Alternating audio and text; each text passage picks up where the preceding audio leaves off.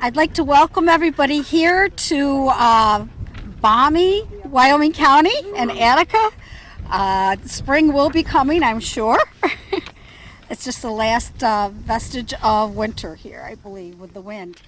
But I would like to first introduce the people that are here with me. Director of Emergency Services for Wyoming County, Brian Meyer. We have the Attica School Superintendent, Dr. Ilg, over there. And we have the Attica Fire Chief, Jay Meyer, is over there. And we have the... Come on over, Chief. You're important here. Very.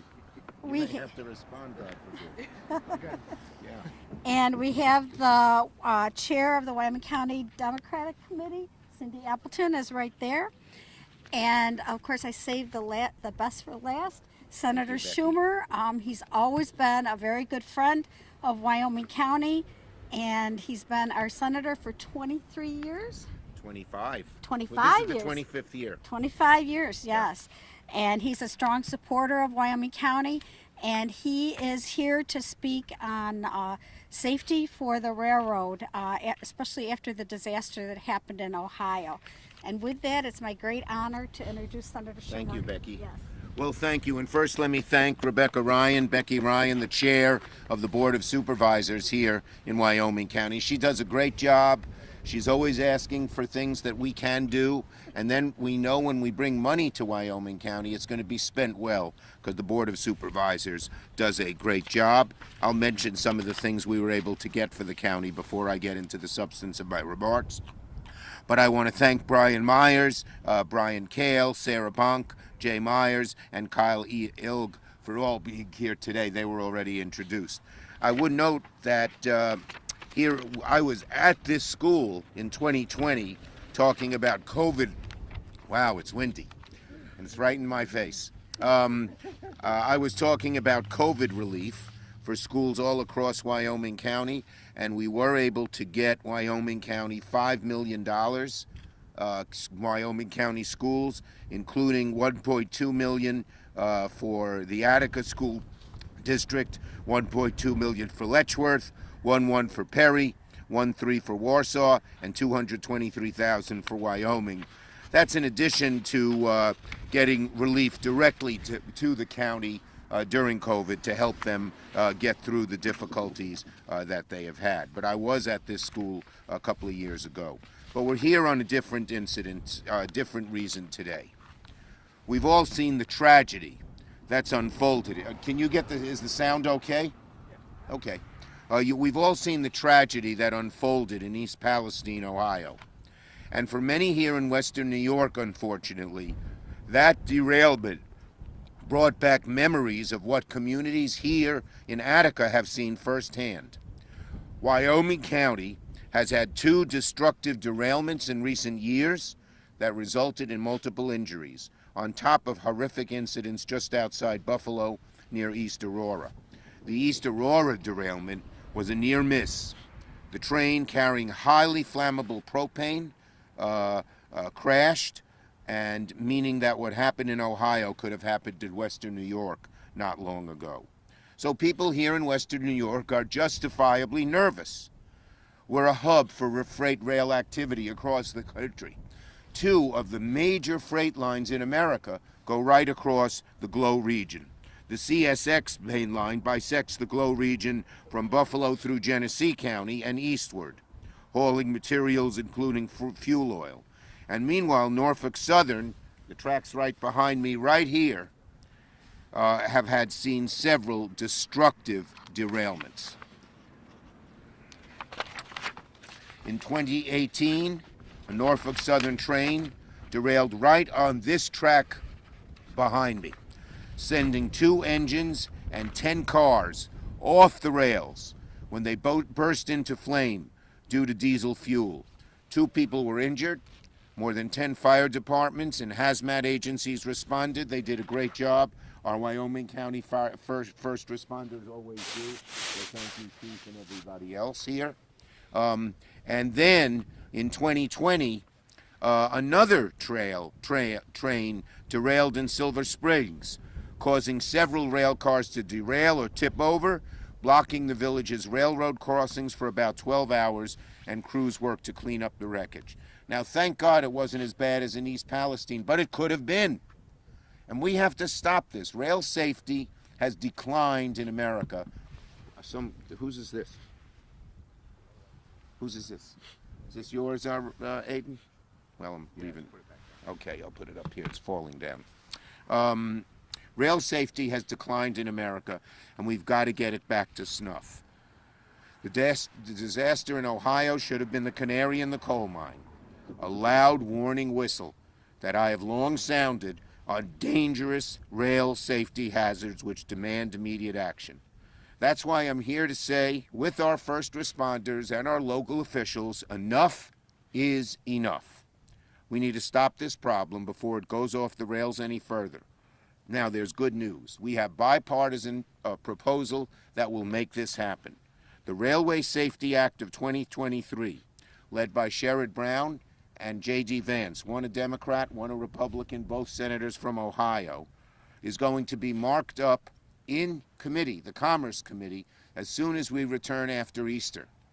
And then I am the majority leader, and by the way, thank you, Becky. This is actually my 5th term being elected New York Senator. First time ever that someone was elected 5th term. But anyway, using my power as majority leader, I determine what bills I put on the floor.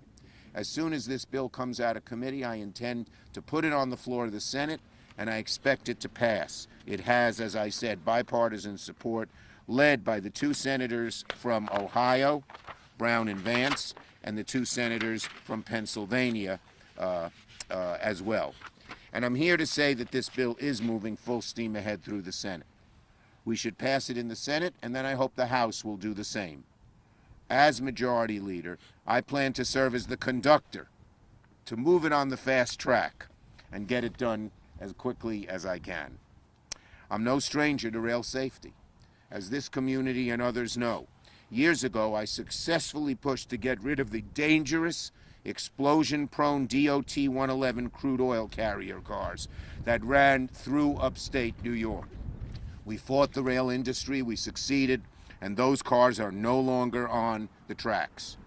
We also got a good number of safety improvements for oil cars, better braking and better notification to first responders for oil-carrying trains in that FAST Act.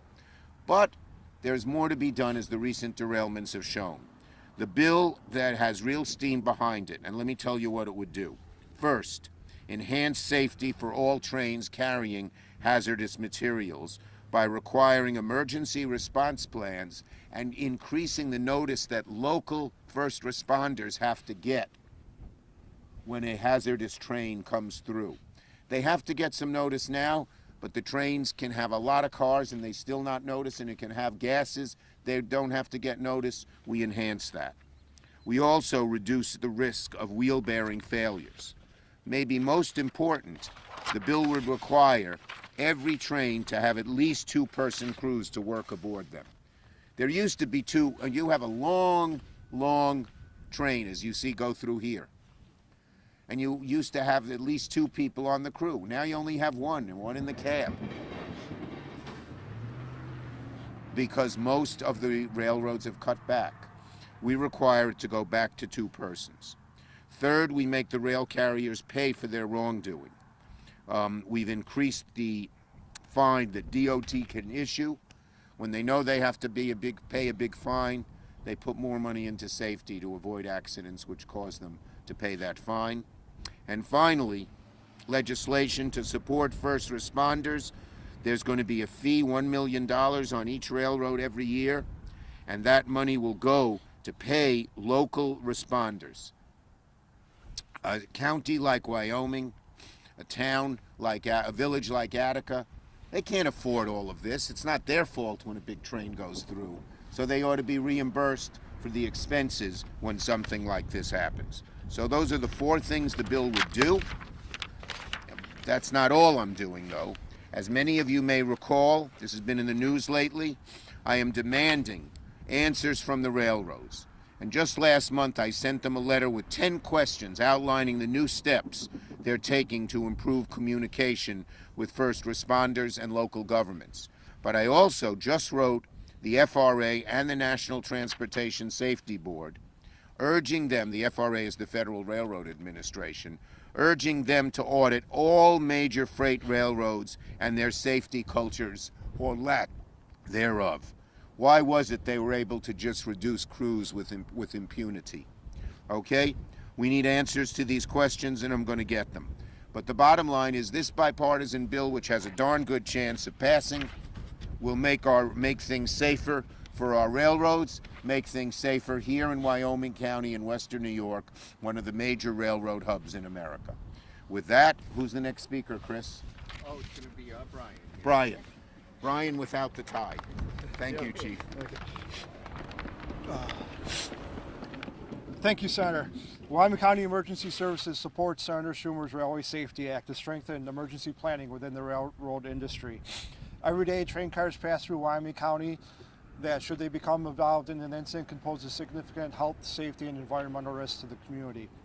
The 2018 train derailment just to the east of us highlighted some of the logistical challenges faced by first responders in responding to these incidents. The rail lines in Wyoming County pass through our county villages, past our county hospital, the 2 state correctional facilities, and schools. Each of these populations would pose a significant logistical concern should we need to evacuate those students, residents, or populations. This planning between the first responders and rail industry is vital, as the Senator said, so we better understand the chemicals and products that are being carried to ensure that we have the proper resources and equipment that we need to handle any of those incidents. I'd like to thank the Senator for supporting this and pushing this legislation and support the members of the Senate in ensuring that this bill is passed. Thank you. Thank you, and thanks for the good job you do, Chief. Okay, we're ready for questions on this subject. It sounds like this bill has strong bipartisan support. Are you optimistic that it can get passed? Yes, it has a very good chance of getting passed. We'll see how many votes it gets in committee. I think it's going to get most of the Democrats and most of the Republicans. In the Senate, I'm very optimistic. We'll have to see what the House does, but it also has broad bipartisan support in the House as well. There's a line between the railroads saving money and the safety, right?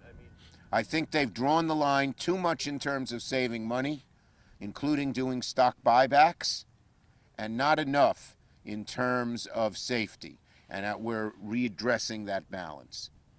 You need buy-in from the railroads on this. Tell us about the conversations you're having with those. I met with the heads of CSX. We've talked to Norfolk Southern, and you know, they are not enthusiastic about being required for greater safety requirements, but they understand the need, and on some of the provisions I've mentioned, they're supportive. But we are going to make sure when this law passes, they will have to do what we say, because the Federal Railroad Administration has power to do that. So when we say there have to be 2 people on every train, every large freight train, they'll have to do it. When we say they have to come up with a safety regime plan, they'll have to do it. I was successful, as I said before, in when the oil trains were having such trouble in crashes because the cars were not safe, of actually getting them to put in all new cars, not the DOT 111s. So I've had real success in forcing the railroads to be safer, and I believe that will continue. Why aren't they enthusiastic? Is it just money? Yeah, one of the things they did $400 million in stock buybacks. That raises the price, raises the shareholder price for, you know, their wealthy shareholders and the CEOs. You know, companies' job is to make money, but our job is to make sure they're safe. Senator, does this bill have anything to do with safety sensors that monitor these trains and any of their potential, Yes, and the safety regime that they have to come up with sensors are part of the bill. Okay? I have a question for Brian. Brian. Can you kind of tell me what your emergency plan is in Wyoming County in an instant like this one? Wyoming County has many different plans in place, including hazardous materials plans. So we do have access to rail cars when they're going through to know what's on them. But as the senator said, that pre-planning ahead of time to better understand and make sure we have the equipment needed. So if we had an incident involving a rail car, we're first going to identify what those products are. Is there any concerns with the immediate population that we need to shelter in place or evacuate? And then what resources do we have? So our county hazmat team does have numerous resources to handle spills. And then we have other local resources in our neighboring counties or state assets that we would bring in to mitigate that situation. Yeah, and I have a lot of Kind of faith. drills, Let like me just fire say this. drills, Wait. drills, are they aware something could happen here? Is there a plan in place for them? Yeah. Yeah, that would be those plans, or we'd work in conjunction with the school if we had to shelter them in place or if we had to evacuate the schools. So we would have that coordination with the schools, just like we do with all the other security, like active shooter plans and things like that. And let me just say, first, I have a lot of faith in Wyoming County's first responders, but there are many different plans that have to be in place depending on what kind of hazardous materials are there. And that's why this law requires much changes and more stringency in defining what a hazardous material train is in terms of number of cars and what kind of materials they carry. But if it's propane, they'd have to have a different plan than if it's sulfuric acid or oil or something else. They do a good job. Our job is to prevent them from being needed. Our job is to prevent the derailment from occurring, so we'll never need first responders to come. Okay? Thanks, everybody, and thanks for standing out in the cold, and thanks, Attica High School. I guess we're not quite on their property, or are we? Yes, we are on the property of Attica High School, as it turns out. Okay, thank you.